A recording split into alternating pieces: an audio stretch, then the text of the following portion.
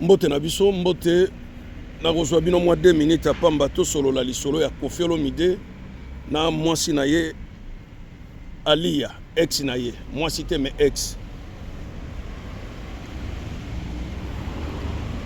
oyebi nazalaki mwa esika moko tozalaki na bampaka bakolo bayebi mokili mpe bolamu ya mokili balingaki nayebisa bango cause nini penda oyo esalaki Alia asenga divorce epai ya Koffi Olomide. Alors pour na bo comprendre likambo wana ya divorce ya Alia, normalement Alia asala erreur moko monumentale. Erreur wana soko sali yango na vie na yo oko récupérer lisu te. Dédouanement ezalaka te na erreur wana. Alors là il faut comprendre d'abord les intentions ya Alia. Mais tension na ezalaki nini. C'est clair et net, ça sert à rien ya kozala soki nani pour comprendre to kozala pembeni Alia pour comprendre les intentions ya Alia.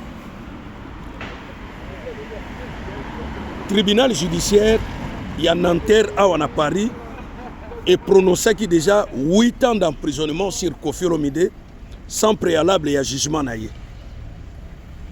Alors, et singaki le concerné azala sur place na bafoka naïe pour akokako exprimer qu'est-ce qui s'est passé réellement avec les 4 filles oyo bakende ko porter Koffi Olomide plainte.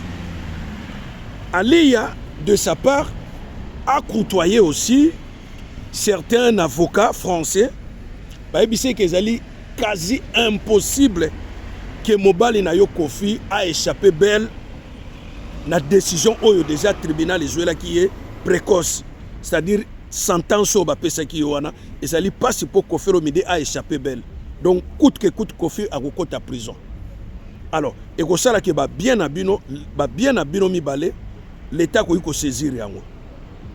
Il faut au longwa na maboko ya Koffi. Donc tu présentes le divorce na yo po babiloko wana e ya na ngambu na yo. Donc bato bakosa Alia bakosa te me logique ya la gindengwana. Logique ezalaki ndengwana Alia asenga divorce ndenge mwasi ya Eric Mandala sali parce que bandako yo ezana ba Dubaï ezana Kenya un peu partout il faut y na kombo ya mwasi. Alors Alia asalaki yango na intention te ke a protéger ba bien ya Koffi na ye. Non, asalaki yango na intention ke Koffi akufa na ye na lobwaku ya tikala na bomengo. Comprendre le quoi Alia salaki. Alors, et ko salaki Koffi Olomide a misé mbongo mingi. Atiaki mbongo mingi. D'ailleurs, plus de 70 000 euros et singela qui a dédommagé ba fille wana. Pe mbongo afutaki ba avocat, c'était beaucoup d'argent. Et toyebi ki ba konzi mosusu ya Afrique.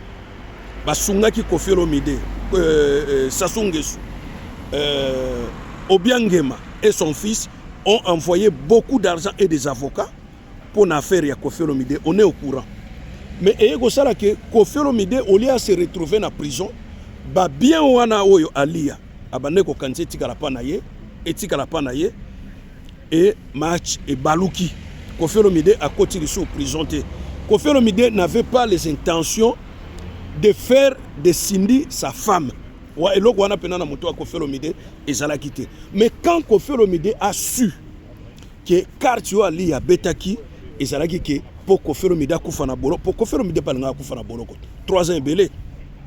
3 ans ngeo leke belé, 3 ans ngeo leka e belé, Koffi Olomide alingaki akufa na bolo ko wala mutu tu ayebi yango.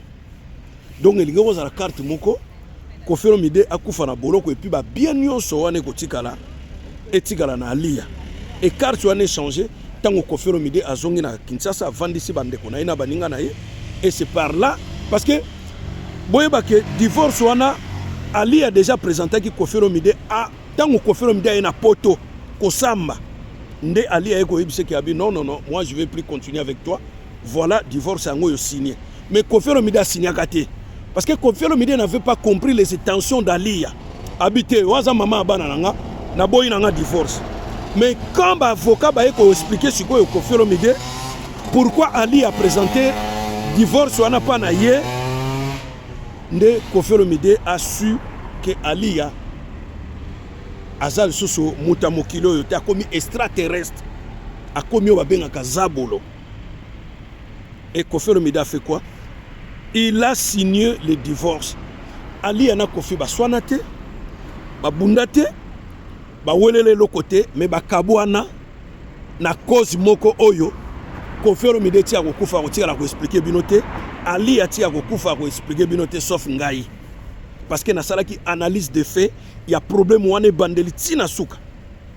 Donc Aliya beta carte ya mabe, beta nselele. Carte Aliya beta ezali nselele. Aliya, okozwa tazi kopote.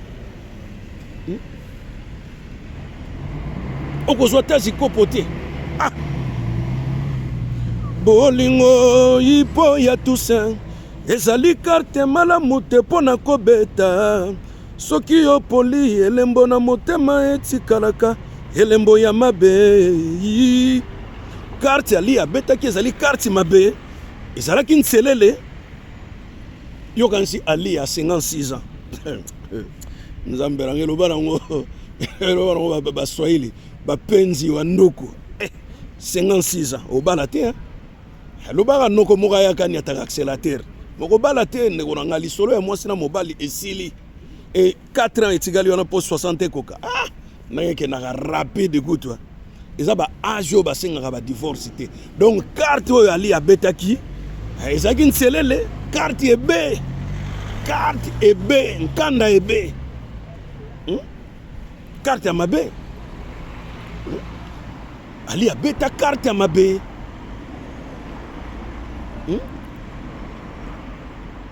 Na ba âge wana to telangwa et puis aux asso mwasi ya musicien ba chance diminuer les sous à 20% et le moins 80% ba chance quoi les sous à 20% aux a mwasi ya langa nzembo zwa lokola mwasi oyo Amazon mwasi ya papa wemba mwasi ya papa wemba yo mobali akufika ka lelo yo okezwa mobali mosusu okomi ko vivre ne okamati de valise ya bilamba papa wemba opesi mobali no asika orge bana quartier nyoso bayebi bilamba bayebi bilamba ya papa wemba obi vie wana pina bilamba wemba bilamba ko balongola tata mukolo bilamba na balabala mobali ya Amazon biloko ningo na soni bilo boso mopa oso akotaki lobwa anga daye soka kotaka lobwa ko alingaka daye anga daye ko epi tanga zongi ndaye ko zwa décision ya sindi. Donc Aliya soki asalaka keloko wana te na minute oneto zolo baboye Aliya a defoisonga kini akenda siko kofa na Koffi na kini po étape wana ya prisonnement ya Koffi Olomide esanzaki Koffi makambo ebele et siko mutazo bénéficier bisengo nyonso wana ya bandako nyonso wana ya mituka nyonso wana ezali sindi bapesi ekombo kutu mama si ngana bite mama si eleki muke na pesi ekombo ya mama Cece na pesi mama Cece bolingo ipo ya Toussaint ezali carte malamu te pona kobeta soki yo poli elembo na motema etikalaka elembo ya mabe yanga na yo ekomi awa. Johnny Ayimpie yebo JR Molisho pitu dia nsango balobi edo ikwa le procureur mama Chantal Ardia na pesi bino mbote mama Christine bambote na bino nyonso mana se mwaka bambote na bino bana mai ndenge zala kaka ya bino ndeko couple ayela bino toujours ba nouvelle ba analyse ya kafu ba analyse ya kafu aussi longtemps nazana na bomoi bino pe bozana matoya koyoka na ozalaka ko près de vous pour na kopesa bino bisengo Google en connexion check